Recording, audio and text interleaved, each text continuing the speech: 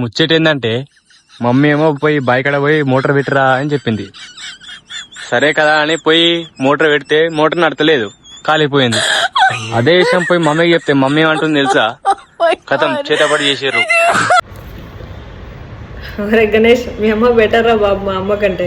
ఎందుకో చెప్పనా, మీ అమ్మ మోటార్ పాడైతే ఏం చెప్పింది, ఎవరో చేతపడి చేసిరని చెప్పింది. మా అమ్మ అట్లా కాదు, ఏమంటుంది తెలుసా? ఇంట్లో ఏమైనా బోర్లు పోయినాయి అనుకో, అదే గిన్నెలు అంటారు కదా, అవి పోయినాయి అనుకో, అయ్యో ఆ ప్లేట్ కనిపించట్లేదు, ఎవరో ఎత్తుకపోయారు. ఈ గిన్నె కనిపించట్లేదు, ఎవరో వచ్చి ఎత్తుకపోయారు. గిన్నెలను ఎవరమ్మా ఎత్తుకపోయేదంటే వినదు. లేదు మరి ఎటుపోయింది చెప్పు అని గొడవ పడుతుంది. మళ్ళీ లాస్ట్కి అది ఎటుపోదు, ఎక్కడో గిన్నెల కింద దాక్కుని ఉంటే దొరికింది అని చెప్తుంది.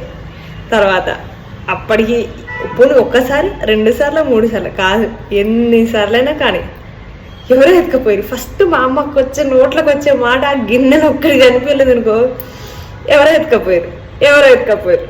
ఇది గిన్నెల కోసమే ఎత్తుకపోయారు అంటారు. ఇంకా మీ అమ్మ బెటరేమో, పాపం బోర్ నడవకపోతే చేతబడి చేసిరు అన్నది. ఏమంటారా గణేష్గా? అంతే కదా. నాకు తెలిసి మీ అమ్మ మా అమ్మ కాదు, ఇండియాలో ఉన్న మమ్మీలందరూ ఇంతేనేమో నాకు తెలిసి. ఏమంటావు?